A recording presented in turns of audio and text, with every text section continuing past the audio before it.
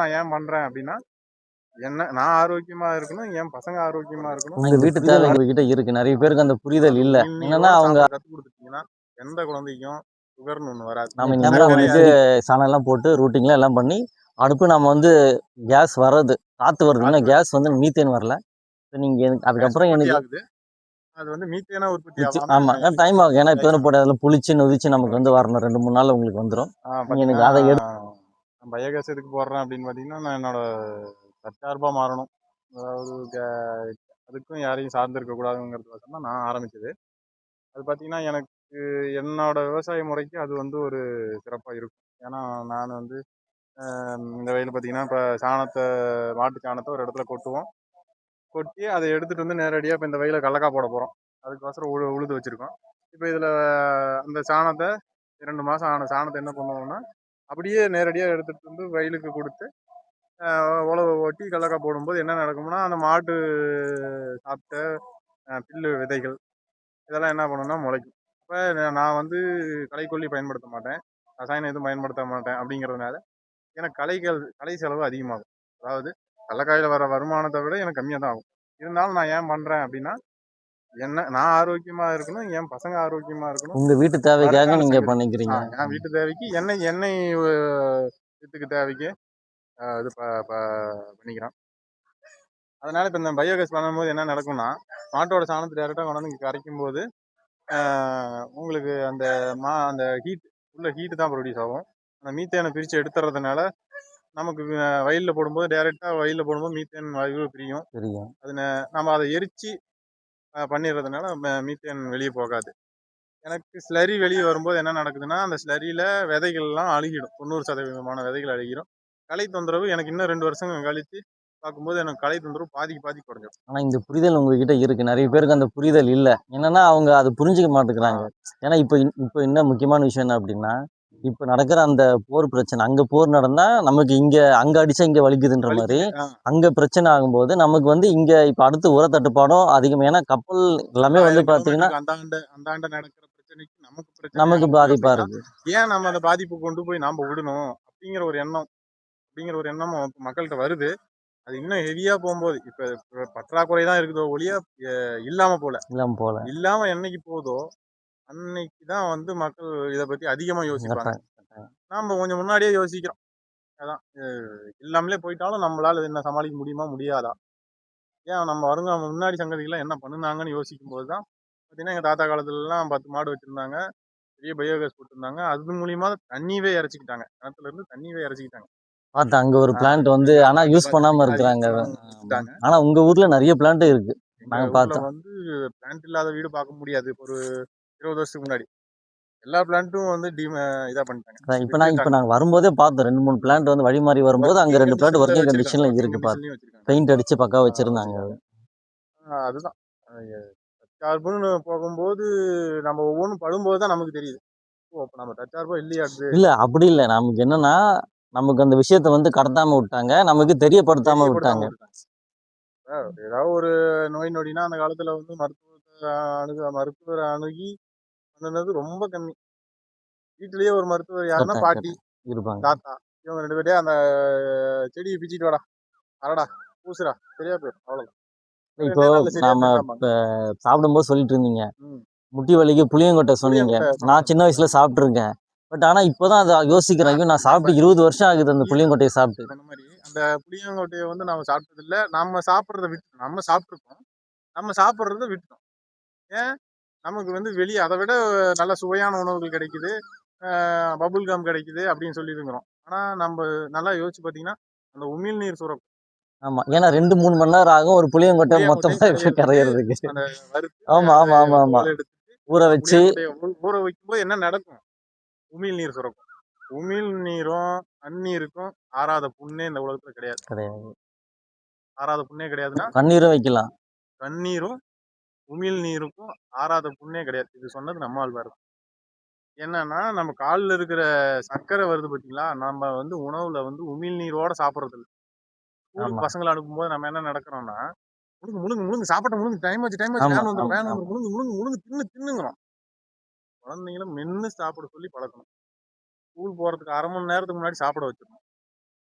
அரை மணி நேரம் சாப்பிடணும்.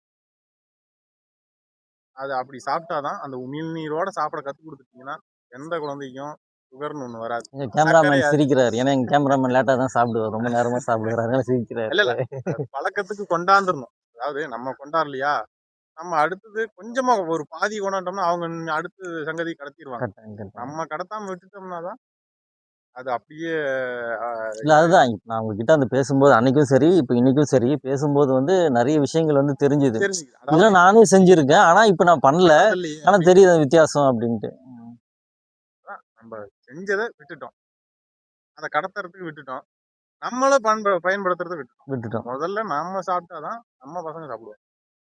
நம்ம சாப்பிட்றதையே விட்டுட்டா புளியாங்குடி திங்கிறாராப்பா அப்படின்னு நினைக்க கூடாது. புளியாங்குடி சாப்பிட்டு பாடுறா, இது அவ்வளோ டேஸ்டா இருக்குண்டா அப்படின்னு சொன்னோம்னா அதான் டேஸ்டா இருக்கும். புளியாங்கட்டி நாமளே போட்டுட்டு என்னடா கொல்ல முடியல அப்படின்னு சொல்லக்கூடாது. பாட்டு ஆஹா என்ன வாசமா இருக்கு, என்ன இதா இருக்குன்னு சொல்லி நாம என்ன மாதிரி நாம அதை ஃபீல் பண்றோமோ அதை மாதிரி தான் அவன் ஃபீல் பண்ணுவான். போட்டுட்டு இதை எவன்டா மொல்றது அப்படின்னு நாம ஒரு வாரம் சொல்லிட்டோம்னாலும் அதை அவனுக்கு பிடிக்காது. ஒன்னா நினைக்கிறது பசங்களுக்கு 10 மடங்கா போய் சேரும். அப்ப நாம நல்லா இருக்கு, நல்லாவே இல்லைனாலும் அது நல்லா இருக்குன்னு எண்ணத்துல அப்பா இருக்கிறாரா, அப்பா எப்படி இருக்காரு அப்படிதான் பசங்க இருக்கும். அதனால நம்ம முன்னெடுத்து கொண்டு போகணும். அது பல விஷயங்கள் எனக்கு தெரிஞ்சுது, ஆனா என்னால கடத்த முடிய மாட்டேங்குது. ஏன்னா அந்த அளவுக்கு இருக்குது இப்ப இருக்கிற சூழ்நிலை.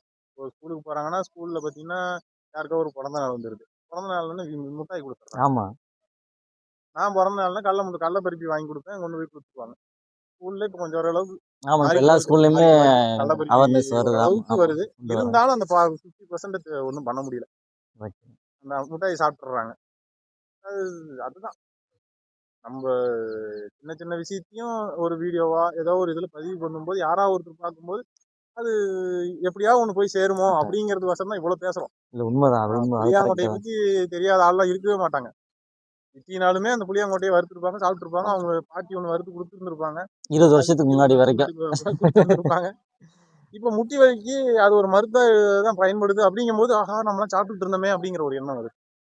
புளியாங்கொட்டை இப்ப சின்ன வயசுல இருந்தே புளி எப்படியும் புளி பயன்படுத்துங்க, கொட்டையோட வாங்குங்க, கட்டுங்க. இல்லையா புளியாங்கொட்டை தனியா வாங்கிக்கிங்க. புளியாங்கொட்டை தனியா வாங்கி வறுத்து தண்ணியில தோல் எடுத்து ஊற வச்சு சாப்பிட எடுத்து வச்சுக்கிட்டு அதை 4 நாள் டம்ளர்ல நைட் ஊற வச்சுட்டு போறது, காலையில எழுந்திரிச்சு மஞ்சள் போட்டு ஊற வைப்பாங்க. மஞ்சள் லேசா பொடியா அரைச்சிட்டு நீங்க அரிசி கஞ்சி, அதாவது வெள்ளை அரிசி, பாரம்பரிய அரிசியில எந்த அரிசினாலும் வெள்ளை அரிசி நிறைய ரகம் இருக்கு. அதுல ஏதோ ஒரு ரகத்துல வெள்ளை அரிசி எடுத்து, வெள்ளை அரிசி கோயமல்லி இருக்கு, ஆத்துக்குச்சலி சம்பா இருக்கு, சீரக சம்பா இருக்கு, இது மாதிரி நல்ல கள்ளிமடையான் இருக்கு. இது மாதிரி வெள்ளரிசி ஏதோ ஒன்று வெள்ளரிசியா எடுத்துக்கிட்டு அந்த வெள்ளரிசியில ஒரு டம்ளர் ஒரு 1/4 டம்ளர் அரிசி போட்டு தண்ணி நிறையா வர மாதிரி நல்லா கஞ்சி மாதிரி வர்ற மாதிரி நல்லா பதத்தை எடுத்து அதுல வந்து எடுத்துடணும். எடுத்துட்டு தான் அந்த ஒரு ஸ்பூன் பவுடரையும் ஒரு 1/4 ஸ்பூன் மஞ்சத்தூள் கிருமி நாசினி இது ரெண்டும் சாப்பிட்டுட்டு வரும்போது 10 நாள்ல மூட்டு வலி குறையிறதுக்கு நல்லா கண் கூட தெரியும்.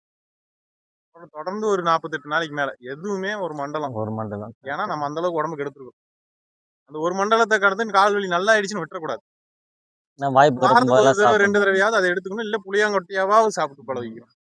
ஏன்னா ஒரு தடவை புளியாங்கொட்டை எடுத்து வச்சுட்டீங்கன்னா ஒரு 5 கிலோ எடுத்து வறுத்து கட்டி எடுத்து வச்சுக்கிறதா சிரமம். அவ்வளவுதான். பெருசா நினைச்சாலும் பெருசு, சின்னதா நினைச்சா சின்னது. அவ்வளவுதான். எப்படி பண்ணிக்கிறோம், எப்படி இதுங்கிறோம் அப்படிங்கிறது தான் இருக்குது. அதே மாதிரி பாத்தீங்கன்னா பயோகேஸுடைய நீங்க பயன்படுத்துங்க. நீங்க இதை பயன்படுத்திட்டு நான் இதனுடைய ரிவ்யூ வந்து கண்டிப்பா நீங்க சொல்லுங்க. நாங்க இப்ப எல்லாம் எடுத்தோம். பட் ஆனா நம்ம இன்னைக்குதான் எல்லாமே கரைச்சி பண்ணோம். மதியம் தான் நமக்கு அந்த கேஸ் இன்னும் வரல. கேஸ் வந்துடுச்சு, காத்து தான் இப்ப இருக்கு. பட் நமக்கு தேவையான மீத்தேன் இன்னும் வரல. இன்னும் 2 நாள்ல உங்களுக்கு வந்து வர ஆரம்பிச்சிடும். அதை நீங்க எடுத்துட்டு அதுக்கப்புறம் நீங்க அந்த ஸ்லரி எடுத்து எனக்கு என்ன அப்படின்னா நான் நிறைய பேர்கிட்ட சொல்ற பண்ண மாட்டேன். ஏன்னா உங்ககிட்ட வந்து கிட்டத்தட்ட ஒரு 5-6 மேட்டுப்பாத்தி வச்சிருக்கீங்க. அதுல ஒரு 2 மேட்டுப்பாத்தியில மட்டும் நீங்க இந்த ஸ்லரியை கொடுத்து இதோட ரிசல்ட் எப்படி இருக்குன்னு பாருங்க. அதோட ரிசல்ட் எனக்கு எடுத்து நீங்க சொல்லும் போது என்னன்னா, ஏன்னா இப்ப எல்லாருமே என்ன பண்றாங்கன்னா இந்த வசூல் ராஜால எப்படி சொல்றோம் பார்த்தீங்களா, எல்லாருமே இப்போ வந்து மசாலா எதிர்பார்க்குறாங்க. தேட்டருக்குள்ள என்னப்பா இந்த சிக்கன் ஸ்மெல் வருது, எல்லாம் மசாலா எதிர்பார்க்குறாங்கன்ற மாதிரி எல்லாருமே என்ன அப்படின்னா, நம்ம இத்தனைக்கும் இயற்கை விவசாயம் பண்ணவங்கள விவசாயம் பண்ணவங்க இப்பதான் இயற்கை விவசாயம் நம்ம மாத்தி சொல்றோம். விவசாயனாலுமே வந்து நமக்கு வந்து அதுதான் விவசாயம்னா அது தெரியுங்கிறதுக்கோசம் தான் அதுக்கு பேர் ஆமா. NPC. அது விவசாயம். விவசாயம் தான் அது. அப்படின்னா நிறைய பேர் வந்து அப்படிலாம் இருக்கா அப்படின்னு அவங்களுக்கு தெரிய மாட்டேது, நம்ப மாட்றாங்க. அப்போ நம்ம என்னன்னா எல்லாமே வந்து ப்ரூஃபோட கொடுத்தோம் அப்படின்னும் போது என்ன ஆகும் அப்படின்னா, இது பார்க்குறவங்க யாருன்னா ஒருத்தர் 2 பேர் வந்து அதை புரிஞ்சுக்கிட்டு, இப்போ நீங்கள் வந்து அப்படிதான் என்ன கூப்பிட்டீங்க. ஆ. நீங்கள் வந்து என்னன்னா இப்போ இந்த கேஸ் பிரச்சனை அதுக்காகலாம் நீங்கள் கூப்பிடல. நீங்கள் மெயினாக கூப்பிட்டது என்ன அப்படின்னா, நமக்கு வந்து நம்ம விவசாயம் பண்ணிட்டு இருக்கோம், விவசாயம் பண்றோம். எனக்கு தேவை. எனக்கு 2 விஷயம். சாணத்தை நேரடியா பயன்படுத்தும் போது எனக்கு நிறைய பிரச்சனைகள் வருது. இப்ப சிலரியா பயன்படுத்தும் போது எனக்கு வந்து அதுல மீத்தான பிரிச்சு எடுக்கும்போது நான் டைரக்டா நம்ம பயிருக்கு பயன்படுத்தலாம். அப்படி பயன்படுத்தும் போது எனக்கு கேஸும் பில்லும் வராது. எனக்கு வீட்டுக்கு தேவையான கேஸும் உங்களுக்கு கிடைச்சிட போது. தற்சார்பா மாறுறதுக்கு இது ஒரு சிறந்த ஒரு தற்சார்புன்னு தான் சொல்லிட்டு இருக்கிறேன் நான். தற்சார்பா மாறதுக்கு ட்ரை பண்ணிட்டு இருக்கேன். ஒரு தற்சார்பா மாறணும்னா இது இது ஒரு ஒரு ஒரு படி ஒரு படி. ஆமா, அடுத்த கட்டத்துக்கு வந்து போறதுங்க. இவ்வளவு நேரம் அந்த கேஸுக்கு இது பண்ணிடலாம் அப்படிங்கிறதுனால இன்னொரு 2 நாள்ல இந்த கேஸ் எப்படி வந்துடும் உங்களுக்கு. இன்னைக்கு மே 1, நாம இன்னைக்கு மே 1க்கு சாணம்லாம் போட்டு ரூட்டிங்லாம் எல்லாம் பண்ணி அடுப்பு நம்ம வந்து கேஸ் வர்றது, காத்து வருது. இன்னும் கேஸ் வந்து மீத்தேன் வரல. நீங்க அதுக்கப்புறம் எனக்கு அது வந்து மீத்தேனா உற்பத்தி ஆமா டைம் ஆகும். ஏன்னா இப்போ போட்டு அதில் புளிச்சு நொதிச்சு நமக்கு வந்து வரணும். 2-3 நாள் உங்களுக்கு வந்துடும். நீங்க எனக்கு அதை எடுத்து எனக்கு அனுப்பிச்சி விடுங்க. நாம் இந்த வீடியோவில் சேர்த்து அதோட ஃபீட்பேக்கும் நம்ம வந்து கொடுக்கலாம். ஏன்னா இது நம்ம ரொம்ப லென்த்தியாக எடுத்துட்டோம். இது ஒரு பார்ட்டில் தான் முடியாது, 2 பார்ட்டாக போடும். ஃபர்ஸ்ட் பார்ட் போட்டு அதுக்கப்புறம் செகண்ட் பார்ட்டில் வந்து உங்களோட ஃபீட்பேக்கும் நீங்கள் சேர்த்து கொடுக்கும்போது என்ன ஆகும் அப்படின்னா, அப்போ அது வந்து ஒரு மக்கள் பார்க்கறது சிரமம் தான். இல்லை, இது என்னன்னா அதாச்சும் எப்படி சொல்கிற மாதிரி தான். மற்ற வீடியோ கமர்ஷியல் வீடியோலாம் பார்த்தீங்க அப்படின்னா உடனே வந்து லேக்ஸ் வியூலாம் போட்டோம். நம்மளது வந்து இது என்ன அப்படின்னா யாருக்கே தேவைன்னுவாங்கல்ல, யாருக்கு தேவைன்றாங்க அவங்க பார்க்குறாங்க. இப்போ அது வந்து நமக்கு பார்த்துட்டு இருக்கிறாங்க. இது நமக்கு தேவை, நமக்கு ஒரு மாற்றம் தேவை, இந்த விஷயம் நமக்கு தேவைன்றவங்க பார்க்குறாங்க. அவங்களுக்கு வந்து இது ரீச் ஆகுறது வந்து போதும். நான் அப்படிதான் நம்ம பார்த்துட்டு இருக்கோம். அதனால நீங்கள் தெரிஞ்சுதான் போதும். இந்த ஒரு வீடியோவில் ஒரு ஆள் பெரிய விஷயம். அது மூலியமா இன்னும் அவர் பக்கத்துல இருக்கவங்களுக்கு கூட சொல்லுவார்ல. அதனால வந்து இவ்வளோ நேரம் எங்களுக்கு நேரம் ஒதுக்கி நீங்கள் எங்களுக்கு கொடுத்ததுக்கு வந்து, எங்களுக்கு இந்த வாய்ப்பு கொடுத்ததுக்கு வந்து ரொம்ப நன்றி. உங்களோட பணி வந்து தொடரட்டும். கூடிய சீக்கிரம் வந்து அந்த பணியை விட்டுட்டு இந்த பணியை 3 நேர பணியாக வந்து தொடங்குங்க என்ன மாதிரி. ரொம்ப சந்தோஷம். நன்றி, வணக்கங்க.